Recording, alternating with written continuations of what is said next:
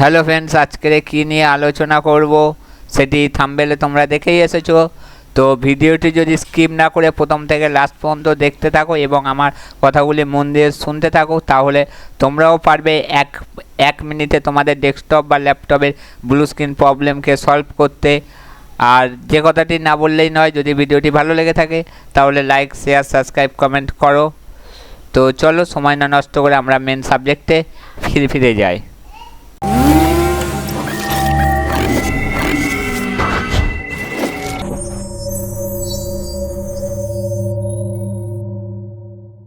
তো প্রথমে জানতে হবে যে এই ব্লু স্ক্রিনটা কি।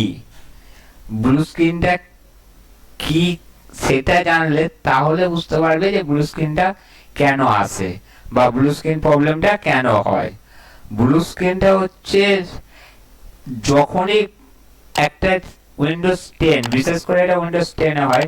তো উইন্ডোজ 10 অপারেটিং সিস্টেম থাকা সিস্টেমটা যখন ইউজ করতে করতে যখন ব্লু স্ক্রিনটা আসছে, তখনই দেখবে ঠিক নিচে এই স্টপ কোড বলে একটা লেখা থাকবে। এটা যেমন লেখা আছে ব্যাক ফুল হেডার, মানে এইটা যখন আমরা ইউজ করছিলাম কোনো একটা ফোল্ডার বা কোনো একটা ফাইল, তার মধ্যে ভাইরাস ছিল, যে ভাইরাসটা অপারেটিং সিস্টেম প্রোগ্রাম ফাইলের উপর এফেক্ট ফেলতে পারে, সেই জন্য ও পট করে প্রোগ্রামটাকে স্টপ করিয়ে দিয়ে ব্লু স্ক্রিনে শো করিয়েছে পিসিটাকে অটোমেটিক রিস্টার্ট দেওয়ার জন্য। তো মূলত এই ব্লু স্ক্রিনটা কি কি কারণে আসে আগে সেটা জানতে হবে। তো এখানে মানে বেসিক্যালি আসে, এখানে লেখা থাকে হার্ড ড্রাইভ প্রবলেম, বা এখানে আর একটাও লেখা থাকবে যে memory ROM problem. ROM ROM problem, ROM মানে হচ্ছে র্যামটাকে। তারপর মেমোরি প্রবলেম মানে হার্ড ডিস্কের কারণে। তারপর লেখা থাকে প্রোগ্রাম প্রবলেম, প্রোগ্রামের জন্য। এই প্রবলেম কথাটা লেখা থাকে না, মানে প্রোগ্রামটা লেখা থাকে র্যাম রোম এই তো রকম লেখা থাকে, কিন্তু প্রবলেম কথাটা লেখা থাকে না। প্রবলেমের জায়গায় ও মানে মেমোরিতে যে প্রবলেমটা হবে সেই প্রবলেমের ভাষাটা ও লিখবে। তখন বুঝতে হবে যে মেমোরি যদি লেখা দেয় তাহলে র্যামটায়, মানে তুমি সেই মুহূর্তে যে কাজটা করছিলে বা যদি কাজ নাও করে সিস্টেমটাকে অন করে রেখে দিয়েছো, 2-5 মিনিট পরে ব্লু স্ক্রিন দিয়েছে, তখন বুঝতে হবে যে উইন্ডোজ 10 যে প্রোগ্রামিংটা আমাদের ইনস্টল করা আছে সিস্টেমে, সেই প্রোগ্রামিংটা যেহেতু উইন্ডোজ 10 অটোমেটিক ভিতরে সবসময়ের জন্য রানিং আপডেট হতে থাকে, ও আপডেট হতে পারছে না কারণ রুমেতে র্যামে কোনো একটা প্রবলেম আছে। র্যামটাতে র্যামে যে চিপগুলো থাকে ওই কোনো একটা চিপে প্রবলেম আছে, তখন তোমাকে র্যাম চেঞ্জ করতে হবে। যদি মাদারবোর্ডের কোনো প্রবলেমের জন্য ব্লু স্ক্রিন দেয়, ওখানে লিখে দেবে হার্ডওয়্যার প্রবলেম, মানে তখন মাদারবোর্ডটার প্রবলেম, বোর্ডের। আচ্ছা, যদি প্রসেসরের প্রবলেমের জন্য প্রসেসর টানতে না পারলে ব্লু স্ক্রিন দেয়, তখন লিখে দেবে যে প্রসেসিং প্রোগ্রাম প্রবলেম, তখন প্রসেসরটার প্রবলেম হবে। যেমন এখানে একটা আছে, আমি দেখিয়ে দিচ্ছি, এই একটা আছে ক্রিয়েটেবল প্রসেস ডায়েট, এইটা কিন্তু প্রসেসর প্রবলেমের জন্য দিয়েছে। এই ব্লু স্ক্রিনটা মেরেছিল মানে সিস্টেমের উপর সে অত্যাধিকারে লোড দিয়েছিল, যেটা ওই এই মানে যে প্রসেসরটা ছিল সিস্টেমে লোডটা দেওয়া হয়েছিল, ওই প্রসেসরের জন্য ওই লোডটা টানার ক্ষমতা ছিল না, যার জন্য এটা সঙ্গে সঙ্গে ব্লু স্ক্রিন দিয়েছে। এইবারে টানতে না পারলে ব্লু স্ক্রিনটা কেন দেয়? কারণ র্যাম, প্রসেসর আর হার্ড ডিস্ক, মেমোরি। তো র্যাম যখন আমরা কোনো প্রোগ্রাম বা কোনো সফটওয়্যারকে ইনস্টল করি বা কোনো সফটওয়্যারে যখন কাজ করি, সফটওয়্যারটা স্টোর করে রেখেছি কোথায়? অবভিয়াসলি হার্ড ডিস্কে, মেমোরিতে, কিন্তু তার ট্রেম ফাইল, তার ট্রেম ফাইল সিগন্যাল রেখেছে কোথায়? ট্রেম ফাইল রেখে দিয়েছে র্যামের যে চিপগুলোতে।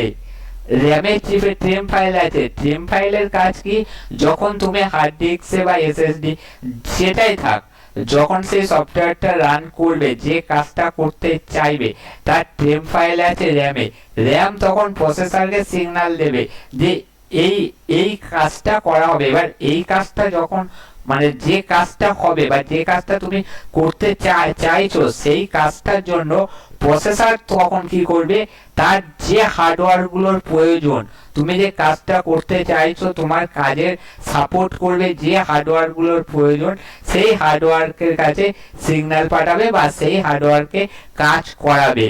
কিন্তু তুমি যে কাজটা করতে চাইছো সেই কাজটা প্রসেসর করতে পারবে না। তোমার যে সিস্টেমে প্রসেসর আছে সেই প্রসেসরের কাজ ওটা নয়। তখন কি করবে, সিস্টেমটাকে মেনলি ও নিজেকে বাঁচাবার জন্য যেখানে যেখানে ওর পাওয়ার ছাড়া থাকবে, পাওয়ার গুলোকে বন্ধ করে দেবে।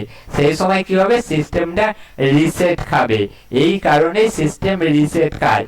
আমরা যদি সিস্টেমকে শাটডাউন করি, শাটডাউন করলে কিন্তু সিস্টেম সঙ্গে সঙ্গে বন্ধ হয় না। কারণটা কেন, তুমি এখান থেকে সিগন্যাল দিচ্ছ যে আমি ডেস্কটপ বা ল্যাপটপটাকে অফ করব, শাটডাউন করছি, তখন র্যাম প্রসেসরকে ফাটাবে। প্রসেসর যেখানে যেখানে ভোল্ট ছেড়ে রেখেছে, একটা একটা করে ভোল্ট গুলোকে তুলে নেবে, মানে ভোল্ট গুলোকে ছেড়ে দেবে। ঝপ করে ছেড়ে দেবে না। ঝপ করে ছেড়ে দিলে পরে সিস্টেমের ক্ষতি, বা সিস্টেম সেই রকম ভাবে তৈরি করা আছে। যদি আমরা হার্ড ডিস্ক দিয়ে এটাকে পরীক্ষা করতে যাই, যদি আমরা সিস্টেমে হার্ড ডিস্ক দিয়ে যদি পট করে সুইচ অফ করি, সিস্টেম রানিং অবস্থায় হার্ড ডিস্কে একটা বিপ করে ওঠে, মানে একটা আওয়াজ হয়। আওয়াজটা কেন হয়, হার্ড ডিস্কের মধ্যে যে মোটরটা থাকে, ওই মোটরটা কয়েক হাজার আরএমপি তে ঘুরতে থাকে। তো যখনই আমরা সুইচটা অফ করি, তখন মোটরটা পট করে বন্ধ হয়ে যায়।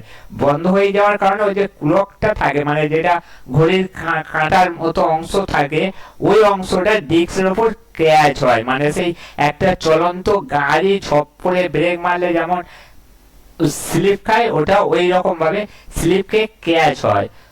এই কারণে হার্ড ডিস্ক গুলো নষ্ট হয়। আর যদি আমরা শাটডাউন করি, তখন প্রসেসর কি করবে, যে সাটা পোর্টে যে ভোল্টটা আছে, ওই ভোল্টটাকে আস্তে আস্তে তুলে নেবে, মানে স্লো করে তারপরে তুলবে। যার কারণে সঙ্গে সঙ্গে সিস্টেম শাটডাউন করলেও পাওয়ার বন্ধ হয় না। তার জন্য কম করে, সব থেকে যদি কারোর এসএসডি দেওয়া থাকে, তাহলে 5 সেকেন্ড টাইম ওকে দিতে হবে, 5 থেকে 10 সেকেন্ড টাইম দিতে হবে।